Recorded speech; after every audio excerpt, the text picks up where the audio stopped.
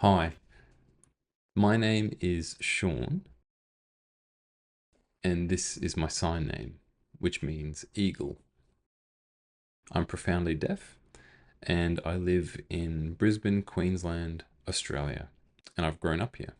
How about you? Hi, Shawn. Thank you for introducing yourself. My name is Clare, and this is my sign name. I was born and raised in Papua New Guinea. I was born with hearing, and then at the age of 16, I lost my hearing, and I identify as a deaf person. Nice to meet you. It's nice to meet you also. In terms of my cultural background, we moved to Australia from Malaysia when I was 9 months old. Now, I'd like to ask you a question about your experiences as a deaf person. What assumptions did hearing people make about your English literacy skills? Well, I moved to Australia to study in Brisbane, and the university just assumed that I could speak and write with fluent English. And they assume that of university students because English is the first language of Australia.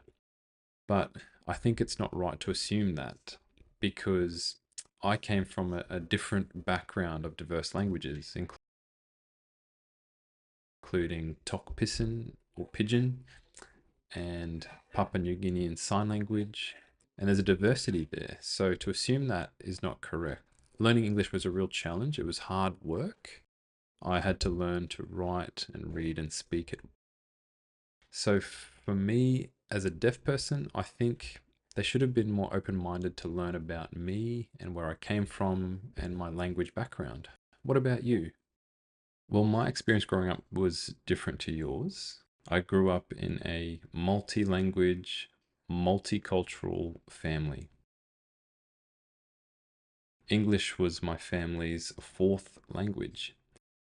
So a lot of hearing people thought that I was dumb or intellectually impaired, that I couldn't speak or read or write English. And I found lip reading quite difficult because in fact only 30% of English is visible on the mouth, and particularly if someone has a heavy accent, perhaps they're from another country, they're very hard to read. For example, my parents speak English with a Malay-Chinese accent,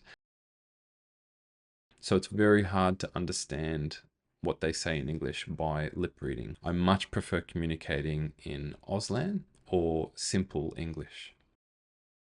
Deaf people have experienced a variety of educational experiences, and not all have been taught English well. It's important to adapt to the needs of deaf people.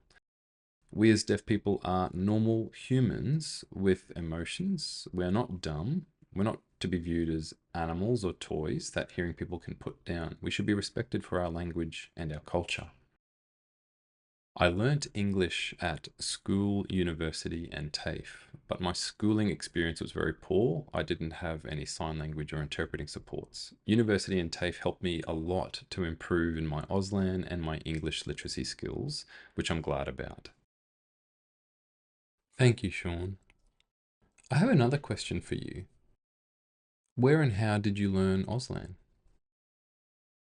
That's a good question. My experience in education growing up was quite strange and quite disrupted. I experienced a lot of experimentation in my education, including oral methods, signed English, cued speech or cued articulation, Auslan, Pidgin signed English, which is a mix with sign language, and also the Rochester method. So these methods didn't suit me, and I had to persevere through that.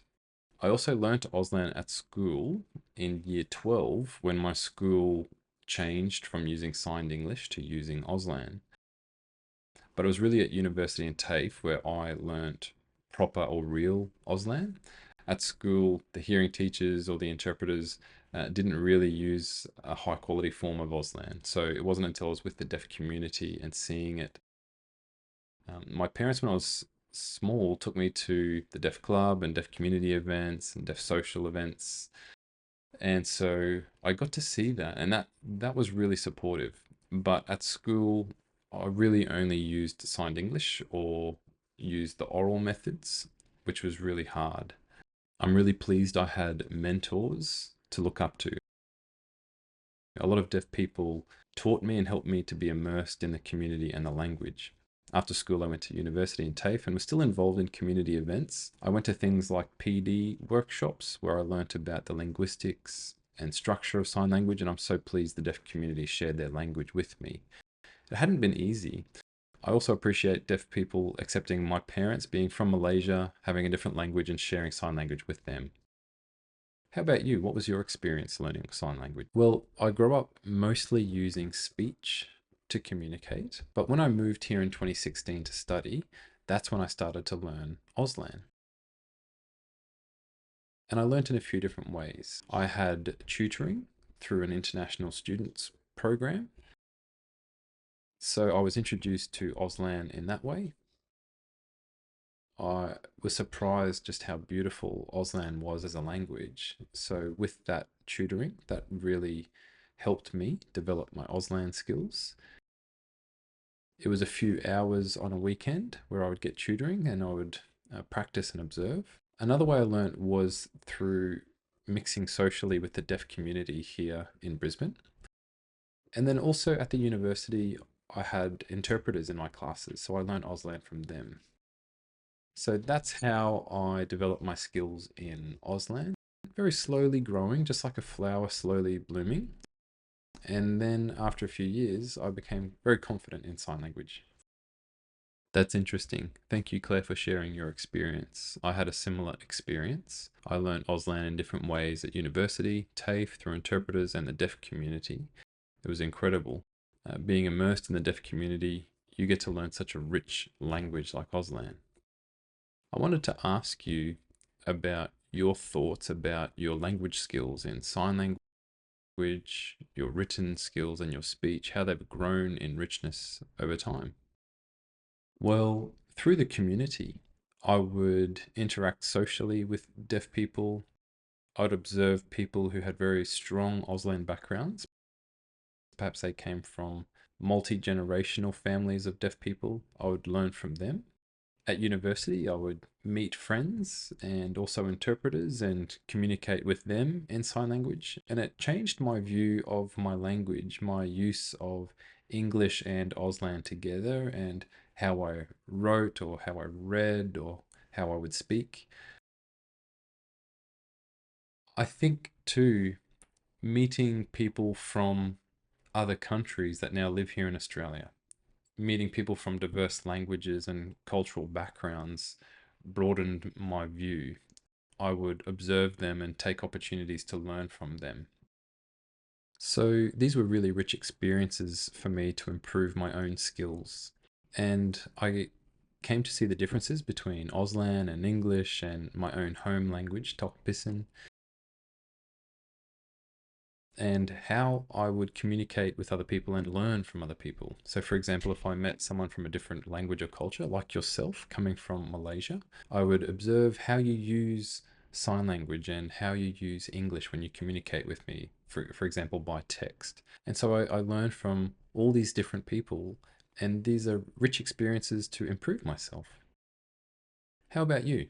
Yes, I developed my language skills firstly in Auslan by being included in the deaf community. And I found it was best to be face to face, not learning from TV or YouTube or social media platforms like Facebook where there was technical issues. Sign language is a 3D language, and I guess maybe even a 4D language where there's also other senses like feeling and smell and touch and building rapport with people in person. Auslan is also a visual language, so you need to be with people and meet people. And if you don't practice your Auslan skills, there's a risk of forgetting it and losing it or reverting to older styles of signing. When I was young, my parents used a mixture of home sign, Australian Signed English, and Auslan. But now my parents are trying to learn proper Auslan and to communicate with proper Auslan grammar with me. My English literacy skills grew because of reading books and watching TV with captions.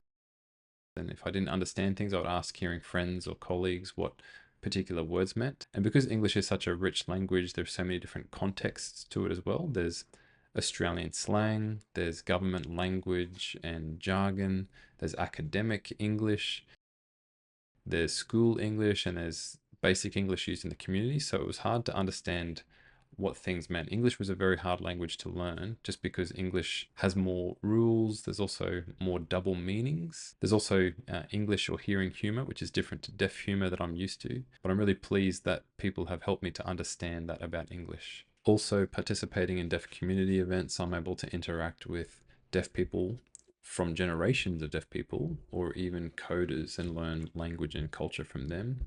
Also, deaf people from different countries have immigrated to Australia, bringing their language and culture. We can all connect easily. At the same time, I have an understanding of my family's culture and also white Australian culture, and also Aboriginal and Torres Strait Islander or First Nations culture and ways of communicating and language. So Australia is such a rich and diverse country of languages and cultures and ethnicities. It's important that we are respectful and courteous when we communicate with each other and when using sign language. Yes, and in addition, I have noticed that the sign language used in Papua New Guinea has similarities to Auslan and BSL. So I think the sign language used in Papua New Guinea has been strongly influenced by Auslan. So in my time in Brisbane, strengthening my skills in Auslan and then going back home to visit Papua New Guinea, I have noticed and observed the differences and similarities in the two sign languages, and also adapting the way I sign to communicate. And when I observe Papua New Guinean sign language, I have to adapt to understand that. So in teaching now, I have a rich language to use in Auslan.